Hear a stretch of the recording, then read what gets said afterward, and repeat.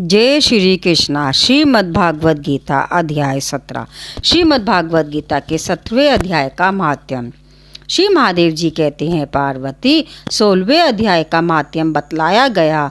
अब 17वें अध्याय की अनंत महिमा श्रवण करो। राजा खरग भाव के पुत्र का दुशासन नामक एक नौकर था। वह बड़ी कोटि बुद्धि का मनुष्य था। एक बार वह मंडलिक राजकुमारों के साथ बहुत धन की बाजी लगाकर हाथी पर चढ़ा और कुछ ही कदम आगे जाने पर लोगों के मना करने पर भी वह मुड़ हाथी के प्रति जोर जोर से कठोर शब्द करने लगा। उसकी आवाज़ सुनकर हाथी क्रोध से अंधा हो गया और दुशासन पर पैर फिसल जाने के कारण पृथ्वी पर गिर पड़ा। दुशासन को गिरकर कुछ कुछ उच्छ्वास लेते देख काल के समान निर्कुश हाथी ने क्रोध में भरकर उसे ऊपर फेंक दिया। ऊपर से गिरते ही उसके प्राण निकल गए। इस प्रकार कालवश मृत्यु को प्राप्त होने के बाद उसे हाथी की योनि मिली और सिंगलद्वीप के महाराज के यहाँ उसने अपना बहुत समय व्यतीत किया। सिंगलद्वीप के राजा कि महाराज खड़ग भाव से बड़ी मैत्री थी, अतः उन्होंने जल के मार्ग से उस हाथी को मित्र की प्रसन्नता के लिए भेज दिया। एक दिन राजा ने श्लोक की समस्या पूर्ति से संतुष्ट होकर किसी कवि को पुरस्कार रूप में वह हाथी दे दिया और उन्होंने 100 स्वर्ण मुद्राएं लेकर उसे मालव नरेश के हाथ बेच दिया। कुछ काल व्यतीत होने पर वह हाथी यत्न पूर्वक पालित होने पर भी असाध्य ज्वर से ग्रसित होकर मरण स्थान हो गया। हाथी वानों ने जब उसे ऐसी शोचनीय अवस्था में देखा तो राजा के पास जाकर हाथी के हित के लिए शीघ्र ही सारा हाल कह सुनाया। महाराज, आपका हाथी अस्वस्थ जान पड़ता है। उसका खाना पीना और सोना सब छूट गया है। हमारी समझ में नहीं आता इसका क्या कारण है। हाथी वालों को बताया हुआ समाचार सुनकर राजा ने हाथी के रोग को पहचानने वाले चिकित्सा शुल्क मंत्रियों के साथ उस स्थान पर पदार्पण किया जहाँ हाथी ज्वरग्रस्त होकर पड़ा था। राजा को देखते ही उसने ज्वर जनित वेदना को भूलकर संसार को आश्चर्य में डालने वाली वाणी में कहा, संपूर्ण शास्त्रों के ज्ञाता, राजनीति के समुद्र, शत्रु समुदाय को परास्त करने वाले तथा भगवान विष्णु के चरणों में अनुराग रखने वाले महाराज, इन औषधों से क्या लेना है। वैद्यों से भी कुछ लाभ होने वाला नहीं है। दान और जप से भी क्या सिद्ध होगा। आप कृपा करके गीता के 17वें अध्याय का पाठ करने वाले किसी ब्राह्मण को बुलवाइए। हाथी के कथन अनुसार राजा ने सब कुछ वैसा ही किया। तदनंतर गीता पाठ करने वाले ब्राह्मण ने जब उत्तम जल को अभिमंत्रित करके उसके ऊपर डाला तब दुशासन गजयोनि का परित्याग करके मुक्त हो गया। राजा ने दुशासन को दिव्य विमान पर आरूढ़ एवं इंद्र के समान तेजस्वी देखकर पूछा, तुम्हारी पूर्व जन्म में क्या जाति थी, क्या स्वरूप था, कैसे आचरण थे और किस कर्म से तुम यहाँ हाथी होकर आए थे। ये सारी बातें मुझे बताओ। राजा के इस प्रकार पूछने पर संकट से छुटे हुए दुशासन ने विमान पर बैठे बैठे स्थिरता के साथ अपना पूर्ण जन्म का उपयुक्त समाचार यथावत कह सुनाया। तत्पश्चात नरश्रेष्ठ मालव नरेश भी गीता के 17वें अध्याय का पाठ करने लगे। इससे थोड़ी ही समय में उनकी मुक्ति हो गई। ये था श्रीमद् भागवत गीता का 17वें अध्याय का माध्यम। श्रीमद् भागवत गीता का 17वां अध्याय। इस प्रकार भगवान के वचन सुनकर अर्जुन बोले, हे कृष्ण, जो मनुष्य शास्त्र विधि को त्याग कर केवल श्रद्धा से युक्त हुए देववादिकों का पूजन करते हैं, उनकी स्थिति फिर कौन सी है। क्या सात्विक की है अथवा राजसी की व तामसी है। इस प्रकार अर्जुन के पूछने पर श्री कृष्ण भगवान बोले, हे अर्जुन, मनुष्य की वह बिना शास्त्रीय संस्कारों के केवल स्वभाव से उत्पन्न उत्पन्न हुई श्रद्धा सात्विक की और राजसी तथा तामसी ऐसे तीनों प्रकार की ही होती है, उसको तू मेरे से सुन। हे भारत, सभी मनुष्य की श्रद्धा उनके अंतःकरण के अनुरूप होती है तथा यह पुरुष श्रद्धा में है। इसीलिए जो पुरुष जैसी श्रद्धा वाला है वह स्वयं भी वही है, अर्थात जैसी जिसकी श्रद्धा है वैसी ही उसका स्वरूप है।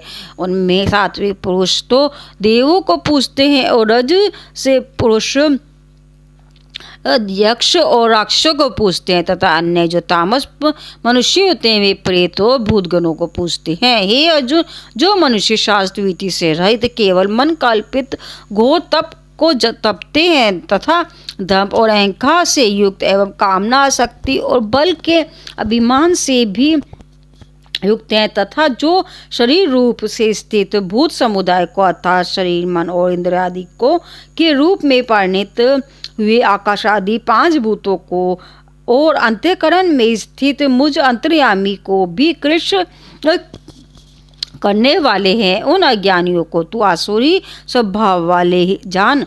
ही अर्जुन, जैसी श्रद्धा 3 प्रकार की होती है वैसे ही भोजन भी सबको अपनी अपनी प्रकृति के अनुसार 3 प्रकार का प्रिय होता है और वैसे ही यज्ञ, तप और दान भी 3 प्रकार के होते हैं। उनके इस न्यारे न्यारे भेद को तू मेरे से सुन। आयु, बुद्धि, बल, आरोग्य, सुख और प्रीति को बढ़ाने वाले एवं रस युक्त, चिकने और स्थिर रहने वाले तथा स्वभाव से ही मन को प्रिय ऐसे आहार अर्थात भोजन करने के पदार्थ तो सात्विक पुरुष को प्रिय होते हैं।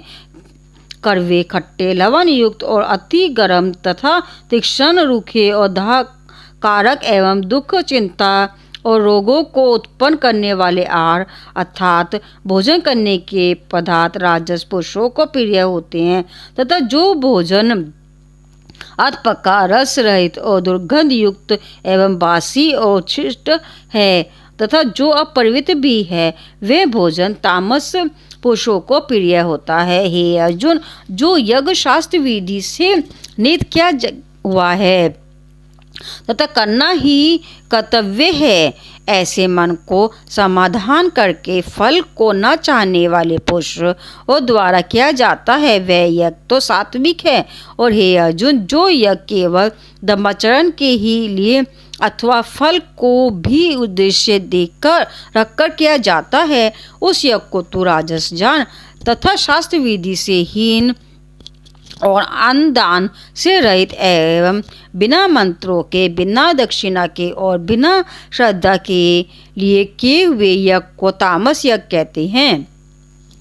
हे अर्जुन, देवता, ब्राह्मण, गुरु और ज्ञानी जनों का पूजन एवं पवित्रता, सरलता, ब्रह्मचार्य और अहिंसा एवं शरीर संबंधी तप कहा जाता है तथा जो उद्योग को न करने वाला प्रिय और हितकारक एवं यथार्थ भाषण है और जो वेद शास्त्रों के पढ़ने का एवं परमेश्वर के नाम जपने का आभास है वह निसंदेह वाणी संबंधी तप कहा जाता है तथा मन की प्रसन्नता और शांत भाव एवं भगवत चिंतन करने का स्वभाव, मन का निग्रह और अंतःकरण की पवित्रता, ऐसे यह मन संबंधी तप कहा जाता है।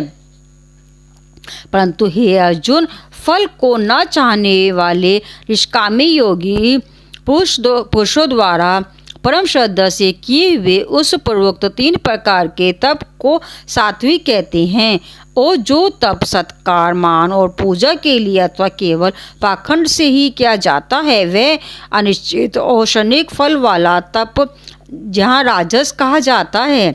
जो तप मृतापूर्वक हठ से मन, वाणी और शरीर की पीड़ा के सहित अथवा दूसरे को अनिष्ट करने के लिए किया जाता है वह तप तामस कहा जाता है। और हे अर्जुन, दान देना ही कर्तव्य है ऐसा भाव से जो दान देश, काल और पात्र को प्राप्त होने पर प्रत्युपकार न करने वाले के लिए दिया जाता है वह दान तो सात्विक कहा गया है। और जो दान केशपूर्वक तथा प्रकार के प्रयोजन से अर्थात बदले में अपना सांसारिक कार्य सिद्ध करने की आशा से अथवा फल को उद्देश्य रखकर फिर दिया जाता है वह दान राजस कहा जाता है। और जो दान बिना सत्कार किए अर्थात तिरस्कार पूर्वक अयोग्य देश काल में कुपात्रों के लिए अर्थात मांसादि अभक्ष्य वस्तु के रखाने वालों एवं चोरी चारी आदि नीच कर्म करने वालों के लिए दिया जाता है वह दान तामस कहा गया है। हे अर्जुन, ओम तत्सत ऐसे यह 3 प्रकार के सच्चिदानंद ब्रह्म का नाम कहा है। उसी से सृष्टि के आदिकाल में ब्राह्मण और वेद तथा आदिक रचे गए हैं। इसीलिए वेद को कथन करने वाले श्रेष्ठ पुरुषों की शास्त्र विधि से नित्य की हुई यज्ञ दान और तप रूप क्रियाएं सदा ओम ऐसी इस परमात्मा के नाम को उच्चारण करके ही आरंभ होती है। तत् अर्थात तत् नाम से कहे जाने वाले परमात्मा का ही यह सब है। ऐसे इस भाव को फल को न चाहकर नाना प्रकार की यज्ञ तप रूप क्रियाएं तथा दान रूप क्रियाएं कल्याण की इच्छाओं वाले पुरुषों द्वारा की जाती है। सत्य ऐसे यह परमात्मा का नाम सद्भाव में और श्रेष्ठ भाव में प्रयोग किया जाता है तथा हे पात उत्तम कर्म भी सत शब्द प्रयोग किया जाता है तथा यज्ञ तप और दान में जो स्थिति है वह भी सिद्ध है ऐसी कही जाती है। और उस परमात्मा की अर्थ क्या हुआ? कर्म निश्चय पूर्वक सत्य है ऐसा कहा जाता है। हे अर्जुन, बिना श्रद्धा के होमा हुआ हवन तथा दिया हुआ दान एवं तपा हुआ तप और जो कुछ भी किया हुआ कर्म है वह समस्त असत्य ऐसे कहा जाता है। इसीलिए वह न तो इस लोक में लाभदायक है और न मरने के पीछे ही लाभदायक है। इसलिए मनुष्य को चाहिए कि सच्चिदानंद घन परमात्मा के नाम का निरंतर चिंतन करता हुआ निष्काम भाव से केवल परमेश्वर के लिए शास्त्र विधि से नियत किए हुए कर्मों का परम श्रद्धा और उत्साह के सहित आचरण करे। इति श्रीमती भागवत गीता रूपी उपनिषद एवं ब्रह्म विद्या तथा योग शास्त्र विषयक श्री कृष्ण और अर्जुन के संवाद में श्रद्धा त्रय विभाग योग नामक 17वां अध्याय। श्रीमद् भागवत गीता का 17वां अध्याय समाप्त। बोलो जय श्री कृष्ण।